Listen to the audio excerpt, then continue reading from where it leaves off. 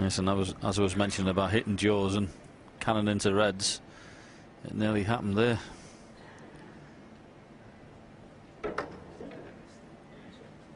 Extension.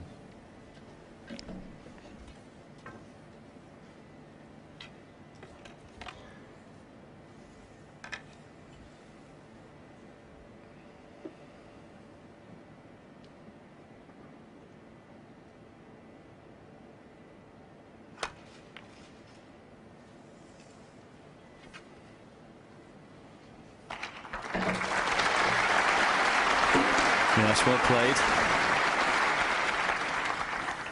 Virtually forcing Ding into playing safety shot off these reds now, so has to be careful here.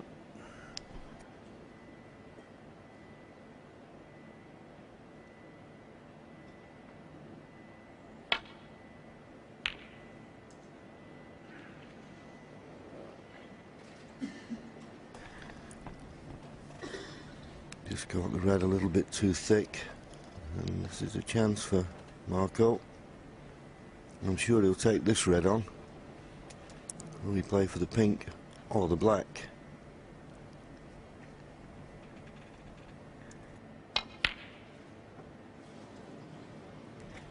Played for the pink, but boy, he was a long way away with that red.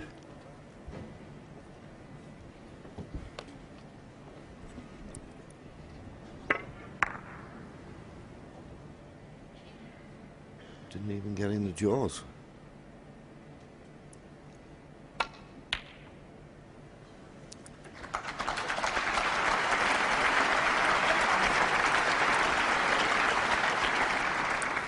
Good snooker. I didn't think it was going to be much of a problem to hit this. There's that cluster of 4 behind the black. He should be able to avoid the red that's in the open on the left. Oh, it's pacey and he's too narrow, is he?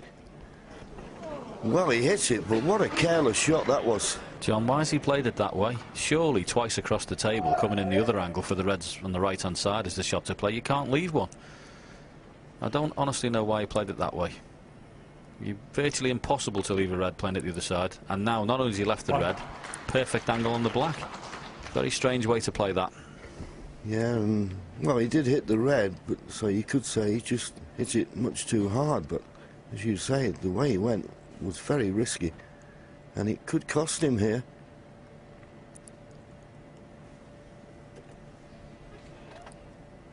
No, I think there's nothing wrong with the line, but he just hit it too hard. But looking at it, he was very close to that loose red anyway, wasn't he, coming down that side of the table? You play it the other way, John. You take the loose red out of the equation completely. It's not even an option for Ding to go at, but there you go. You live and die by your decisions on a snooker table, and for me, that wasn't a good one. Yeah, and he played it pretty quick, didn't he? Anyway, Ding Junhui's had a good look at these 4 reds. How's he going to bring them into play?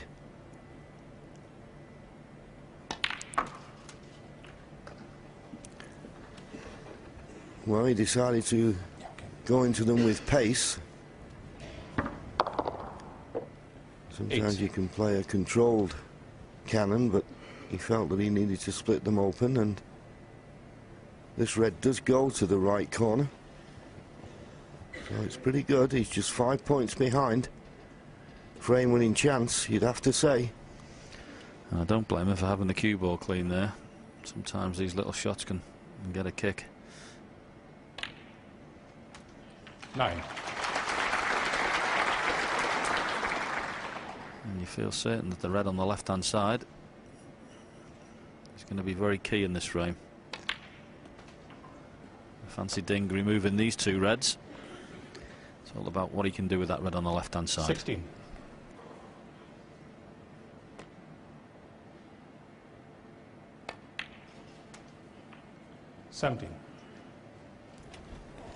Maybe would have liked to have been a little bit further up the table. I think he's come straight enough on this black. He's trying to force over for the red in the same pocket. Did it comfortably. So this is the key shot now. Needs a good angle on the black 24. To get on the awkward last red. But it's not tight against the cushion, so any reasonable sort of positional shot will do. And play for the black in the same pocket as the red. 25.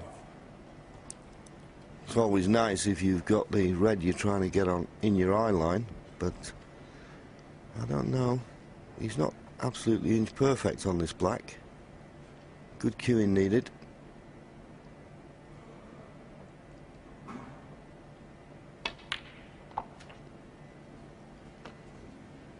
No, not good enough. 32. 19 points the lead, looking at the scoreboard. Red, black, yellow would be sufficient. Will that tempt him into the double? It's a possibility, and he's got the brown as a little bit of insurance. Is it worth the risk? Well, we've been talking all week about how Ding Junhui's matured as a snooker player, and his shot selection's improved, and a much all-round better player.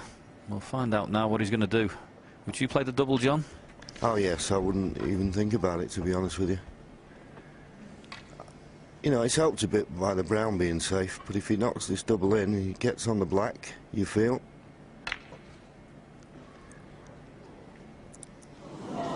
Close. Wait, 32. Yes, can't blame him. And he played it pretty well as well, didn't he? Played at a pace to keep position, but also where the red's finished, he'll be happy with. Yeah, that's why we never like playing the doubles, because once they hit the jaw of the middle pocket, you don't know where the red's going to finish up. But that was the perfect jaw, if you like, if you're going to miss it. So this frame still very much on.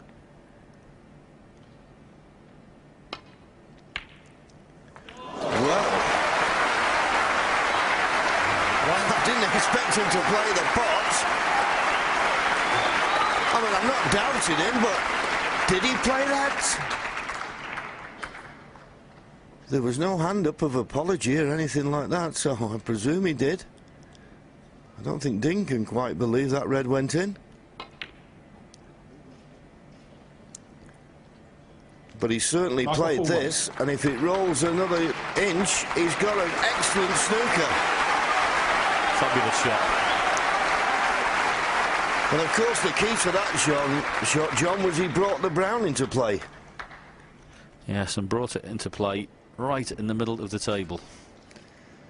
Great shot that was. Very well thought out. So the frame now wide open.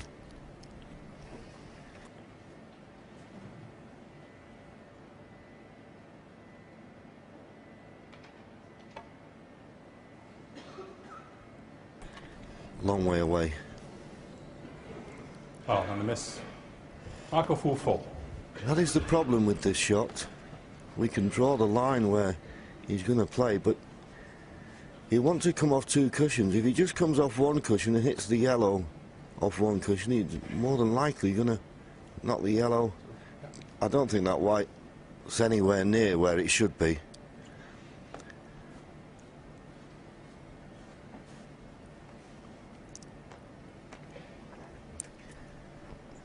Yes, I agree with you, John. That's not in the right place there.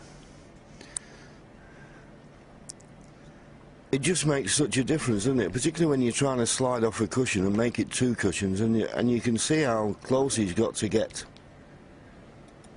to that corner pocket.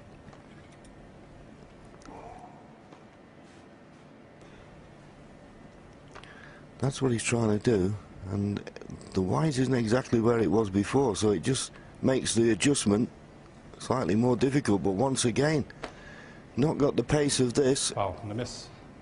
Marco full.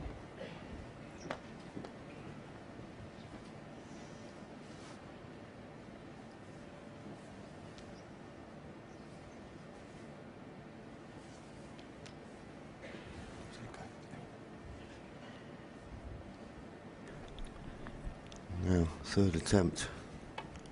These points are adding up.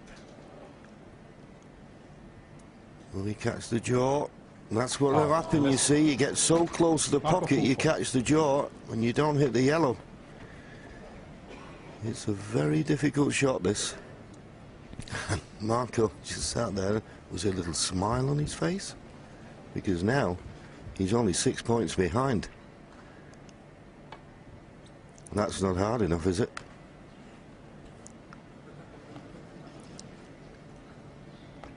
Foul and a miss. Marco full 4. This misrule at the end of frames, John, what a difference it makes. It does, but it's in this situation, it's absolutely right. I mean, you know, Ding can get down and play this a lot harder and hit the yellow full-bloodedly, but he doesn't. Of course, he doesn't want to. That's his choice.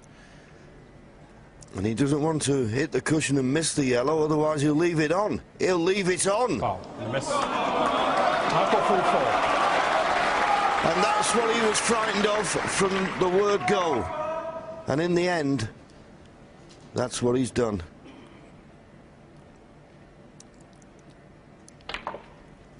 That makes the points level. Marco Fu, to win his third frame of the evening, now needs green, brown, blue and the pink. Yes, green to brown, no problem. And the blue over on that side cushion shouldn't be either, with Marco being right-handed.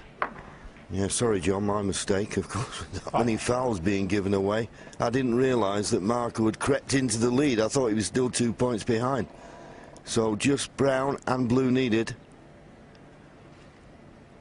What a snooker that turned out to be. And the last red, well, I question whether he even played the pot, but it's turned this frame on its head.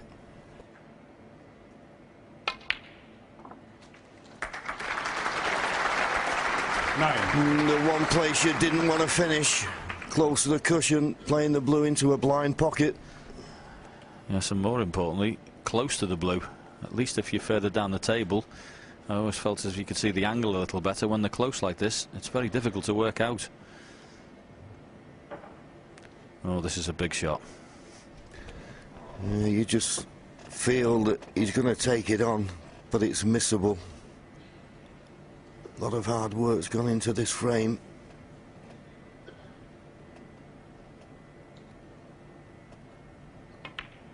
It's there, and it never touched a 5.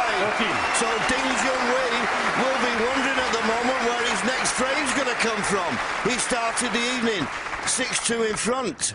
It looks certain now to be 6-5.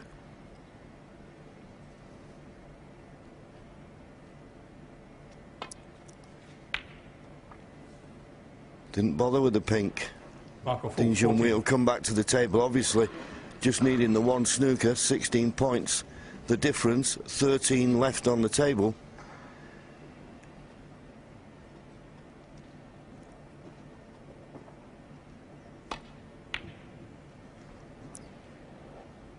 It's not a bad line. It's not a bad line. It's a perfect line. Well, I now beg the question, John, why did Marco Fu try and pop the pink? Well, you're quite right, John, but that is a wonderful shot from Ding. And it's just got enough space to go round the back of it. It's one of those, if it was nearer the jaws, it'd be virtually unmissable. But where it is, it's one of those ones you can go right round the angles and miss it by a wafer. Yeah, you won't see many better snookers than that. And if he's going to come off the left-hand side cushion first, then this pink is definitely missable. I'd do anything here but play this shot. And he's missed the pink, it's gone in the pocket, and Junhui, from looking down and out in this frame, is just the pink and black away from winning it. What a turnaround.